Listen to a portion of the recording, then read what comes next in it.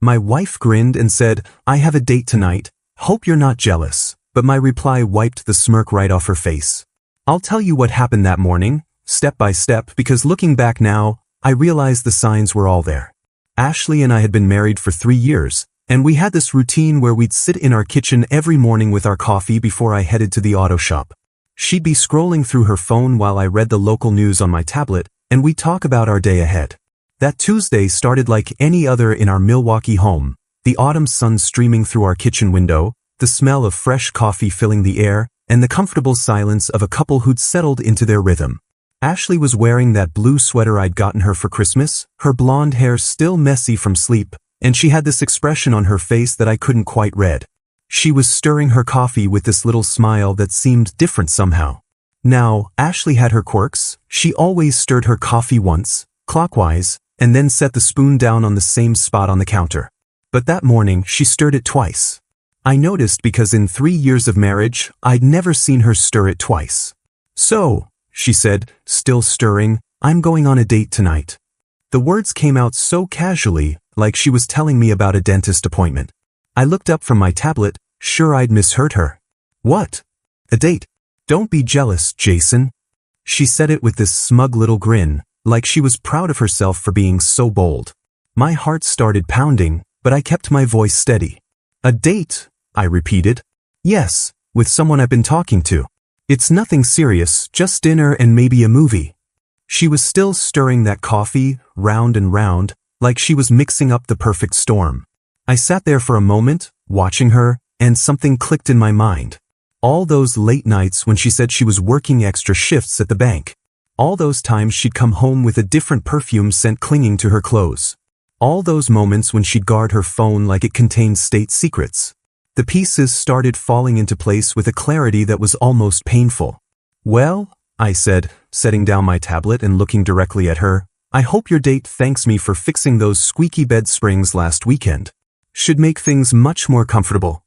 Ashley's spoon dropped into her coffee mug with a sharp clink. The smug smile vanished from her face, replaced by something that looked like shock mixed with panic. Her cheeks flushed red, and for the first time in months, she seemed genuinely speechless. "What's that supposed to mean?" she managed to whisper. I stood up, picked up my coffee mug, and walked over to rinse it in the sink. "It means exactly what it means, Ashley. Enjoy your date." I gave her a calm smile, the kind you'd give a stranger at the grocery store, and headed upstairs to our bedroom. She followed me, her voice rising. "Jason, what are you talking about? It's just a casual dinner." But I was already closing the bedroom door behind me. I turned the lock, something I'd never done in our entire marriage, and sat down on the edge of the bed. I could hear her on the other side, knocking softly at first, then more insistently. "Jason, please, let's talk about this." But I just sat there, staring at the wall, processing what had just happened. My wife of 3 years had just announced she was going on a date, told me not to be jealous, and expected me to what? Wish her luck? Make her a sandwich for the road? The audacity of it was almost impressive. I pulled out my phone and started scrolling through our text messages from the past few weeks. All those times she'd said she was working late. All those weekends when she'd suddenly had to help her sister move or attend a work conference. I'd been so focused on building our life together, working extra hours at the shop to save for the down payment on a house, that I'd missed the obvious signs. Or maybe I'd chosen to ignore them. Either way, I was done ignoring them now. The knocking on the door had stopped. I could hear Ashley's footsteps retreating down the hallway, and then the sound of the front door closing. She'd left for work, or wherever she was really going. I sat there for another hour, not moving, just thinking. Then I got up, got dressed, and headed to Mike's auto repair like it was any other day. Because in a way it was. It was just the first day of the rest of my life without Ashley. The next few days were like living in some twisted alternate reality where everything looked normal on the surface but felt completely wrong underneath. Ashley acted like nothing had happened, chatting about her day at the bank, asking about my work at the shop, even suggesting we watch a movie together on Friday night. But I noticed things I'd never paid attention to before, the way she angled her phone away from me when she texted, how she'd suddenly started taking longer showers, and the fact that she'd bought new lingerie that I'd never seen her wear around the house. I started paying closer attention to her belongings, and that's when I found it. Ashley kept a small planner in her purse, one of those leather-bound things where she wrote down appointments and reminders. She'd left it on the kitchen counter Thursday morning while she was getting ready for work. I flipped through it, not really expecting to find anything conclusive, but there it was, tucked between the pages for last week. A napkin from Romano's restaurant, the fancy Italian place downtown that we'd never been to because it was way out of our budget. But it wasn't just any napkin. Someone had written, "Same room, same time," in red ink, and there was a lipstick mark pressed into the corner like a kiss. My hands started shaking as I held it up to the light. The handwriting wasn't Ashley's, it was too bold, too masculine. I took a photo of it with my phone, then carefully placed it back exactly where I'd found it. The rest of the day at the shop, I couldn't focus on anything. Mike kept asking if I was okay, but I just told him I was tired. That evening, Ashley announced she was going out with some girlfriends from work. "Just a girls' night," she said, putting on that black dress she'd worn to our anniversary dinner last year. "Don't wait up." I watched her apply her makeup with extra care, spraying on more perfume than usual, and I knew. I waited 20 minutes after she left, then got in my truck and drove to the Marriott downtown.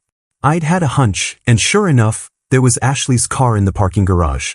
I parked a few rows away and walked into the lobby, trying to look casual. The hotel bar was dimly lit, and I spotted them immediately. Ashley was sitting in a corner booth with a guy I'd never seen before. He was tall, muscular, with the kind of confident smile that probably worked on a lot of women. This had to be Brett, the personal trainer she'd mentioned in passing a few months ago. I watched them for about 15 minutes, noting how she laughed at everything he said, how she kept touching his arm, how she looked at him the way she used to look at me. They finished their drinks and headed to the elevator together. My chest felt tight, but I forced myself to stay calm. I followed them, hanging back far enough to avoid being seen, and watched the elevator stop at the 7th floor.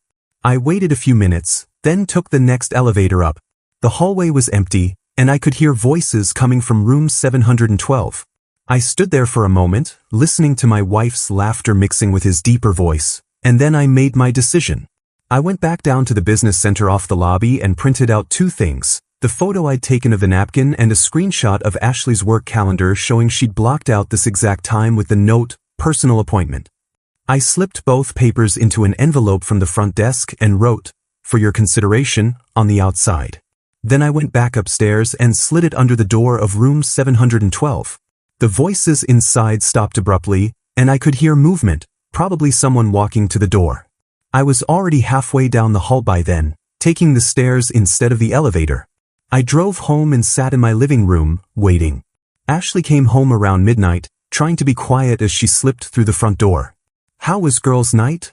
I asked from the couch, startling her. "Oh, it was fun," she said, not meeting my eyes. "We went to that new place on Water Street." But I could smell it on her, a different perfume, something heavier and more expensive than what she'd been wearing when she left. And there, just barely visible on the side of her neck, was a small smudge of red lipstick that matched the mark on that napkin perfectly. "That's nice," I said, turning back to the TV. "I'm glad you had a good time." Friday morning started with Ashley's phone buzzing nonstop. She'd left it on the kitchen counter while she was in the shower, and I could see text after text lighting up the screen. Most of them were from a contact labeled BT, Brett, I assumed. The messages were coming in so fast that I couldn't read them all, but I caught glimpses of words like envelope, evidence, and what do we do now? When Ashley came downstairs, her hair still damp from the shower, she grabbed her phone with shaking hands and started scrolling through the messages. Her face went pale as she read, and I watched her fingers fly across the screen as she typed back furiously. "Everything okay?" I asked, buttering my toast like nothing was wrong. "Yeah, just work stuff," she said, not looking up from her phone. But her voice was tight, strained in a way I'd never heard before.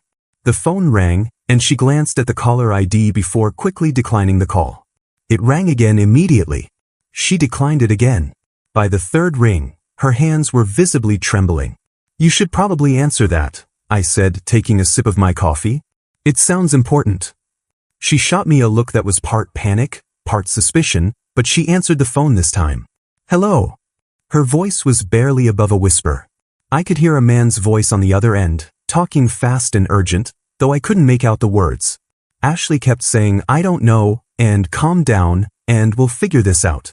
Finally, she hung up and turned to me with this forced smile that didn't reach her eyes. Jason, we need to talk. Sure, I said, finishing my toast. What's on your mind? It's about the other night. I know you might have gotten the wrong impression, but Brett is just a friend from the gym. We were just catching up over dinner. I nodded thoughtfully. Brett, the personal trainer. Yes, exactly. He's been helping me with a workout routine. At the Marriott Hotel? The question hung in the air between us like a loaded gun. Ashley's face went through several expressions: surprise, fear, then something that looked like calculation. How did you? She started, then stopped herself. Yes, we had dinner at the hotel restaurant. It's nothing inappropriate, Jason. I don't know why you're being so paranoid. Paranoid, I repeated, setting down my coffee mug. That's an interesting word choice. Tell me, Ashley, what room number was the restaurant in? What? The hotel restaurant. What room number? She stared at me, her mouth opening and closing like a fish out of water. I don't understand what you're asking. I'm asking because I'm curious about this restaurant that apparently exists on the 7th floor of the Marriott, specifically in room 712. The color drained from her face completely. She sat down hard in the chair across from me, her phone clattering onto the table. Jason, I can explain. I'm sure you can. But before you do, I have a question about your planner. I pulled out my phone and showed her the photo I'd taken of the napkin. Can you explain what same room, same time means? And whose lipstick that is? Ashley looked at the photo, then at me, then back at the photo. When she finally spoke, her voice was different, harder, more defensive. You went through my personal things? You followed me? Jason, that's controlling behavior. That's not normal in a healthy relationship. Controlling, I said, leaning back in my chair. Interesting. So let me get this straight. You announce you're going on a date, tell me not to be jealous, spend the evening in a hotel room with another man, come home with his lipstick on your neck, and I'm the one with the problem. It wasn't like that, she snapped. You don't understand. You've been so emotionally unavailable lately, working all the time, never wanting to talk about anything real. I was lonely, Jason. I needed someone who actually paid attention to me. So you found Brett. So I found a friend who listens to me, who makes me feel valued. In hotel rooms. It wasn't supposed to happen like that. It just evolved. I stood up and walked to the window, looking out at our quiet street. Mrs. Peterson was walking her dog. The mailman was making his rounds. Everything looked so normal, so peaceful. Ashley, I said, turning back to her, I need you to pack some things and stay at your mother's for a while. What? The word came out as a whisper. I think we both need some time to think about what we want from this marriage. And I need some space to figure out how I feel about everything. Jason, please. We can work through this. I'll cut contact with Brett. We can go to counseling. We can. Pack your things, Ashley. My voice was calm, steady. Take whatever you need. I'll be at the shop if you want to talk later. I grabbed my keys and headed for the door. Behind me, I could hear her calling my name, but I didn't turn around. About 2 hours later, while I was underneath a Honda Civic changing the oil, Mike called out that I had a visitor. I rolled out from under the car to find Linda, Ashley's mother, standing in the doorway of the shop. Linda was in her 50s, a retired teacher who'd always been protective of her daughter, and she looked ready for battle. Jason, she said, her voice sharp with disapproval. Ashley called me in tears. She said you threw her out of the house over some misunderstanding about a friend from her gym. I wiped my hands on a rag and stood up. I didn't throw her out, Linda. I suggested she stay with you while we work through some issues. Issues? Her voice rose. She told me you've been accusing her of having an affair. She said you've been following her around, going through her things. This doesn't sound like the Jason I know. You're right, I said, pulling out my phone. It's not the Jason you know. But sometimes people change when they have to. I showed her the photo of the napkin and the hotel evidence. Linda took the phone, squinting at the screen. Her expression shifted from defensive to confused to something that looked like dawning realization. Jason, I don't know what to say. Ashley told me you were being paranoid, that you were imagining things. I know this is hard to hear, Linda. I love Ashley, but I can't pretend this isn't happening anymore. She handed me back my phone and stood there in silence for a moment. Finally, she spoke, her voice much quieter than before. She's been different lately. More secretive. I thought it was just stress from work, but... She trailed off, shaking her head. I need to have a conversation with my daughter. 2 weeks passed in a strange kind of peace. Ashley had been staying at her mother's house, and according to Linda, things weren't going well. Apparently, Brett had ended whatever they had going on the moment he realized there was evidence of their affair. He told her it was getting too complicated, Linda had said when she stopped by the shop again. That he wasn't looking for anything serious. I felt a twinge of something, not quite satisfaction, but maybe validation. Ashley had thrown away 3 years of marriage for a guy who bailed the second things got messy. I'd been using those 2 weeks to think, to really process what I wanted from my life. I'd started going to Dr. Williams, a marriage counselor, not because I wanted to save my marriage, but because I needed to understand how I'd gotten to this point. During our sessions, it became clear that Ashley had been manipulating situations for months, making me feel like I was the problem whenever I questioned her behavior. Gaslighting, Dr. Williams called it. She was rewriting reality to make you doubt your own perceptions. It was a Tuesday afternoon when Ashley decided to come home. I was at the shop, working on a transmission rebuild, when Mike came over with a concerned look on his face. Jason, your wife's been calling the shop phone. She says she can't reach you on your cell and needs to talk to you urgently. I'd changed my number the week before, something I probably should have mentioned to Ashley, but hadn't gotten around to. What did you tell her? That you were busy with a customer and would call her back. But she sounded pretty upset. I nodded and went back to work. About an hour later, my new cell phone rang. It was Linda. Jason, Ashley went to your house. She's not taking it well. Taking what well? The locks. You changed the locks. I had indeed changed the locks. I'd also left a note taped to the front door that simply said, "This number is no longer in service. Please contact through my attorney if needed." It wasn't cruel, just clear. She's on her way to the shop, Linda continued. She's pretty worked up. I thought you should know. I thanked Linda and hung up. About 20 minutes later, Ashley burst through the shop doors like a hurricane. Her hair was disheveled, her eyes were red from crying, and she looked like she hadn't slept in days. Jason, she called out, marching over to where I was working. We need to talk. Now. I looked up from the transmission I was rebuilding. Hey Ashley. How are you? How am I? How am I? Her voice was rising, and I could see Mike and the other guys trying to look busy while obviously listening. You changed the locks on our house. You changed your phone number. You left me a note like I'm some kind of stranger. You're not a stranger, I said calmly, wiping my hands on a rag. But you're not my wife anymore either. What's that supposed to mean? Jason, I know I made mistakes, but we can work through this. Brett was nothing. He was just a distraction. I realize now that what we have is real, what we have is worth fighting for. I looked at her for a long moment, this woman I'd loved for 3 years, and I felt nothing. Not anger, not sadness, not longing. Just a kind of empty clarity. Ashley, do you know what I learned about myself these past 2 weeks? What? I learned that I'm not available for games anymore. I'm not available for someone who thinks marriage is something you can take breaks from when you get bored.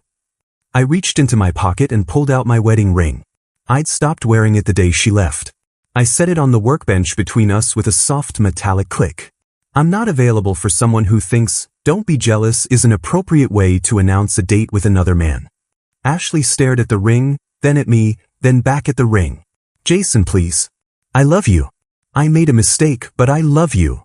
I know you do, Ashley. But love isn't enough anymore. Respect is.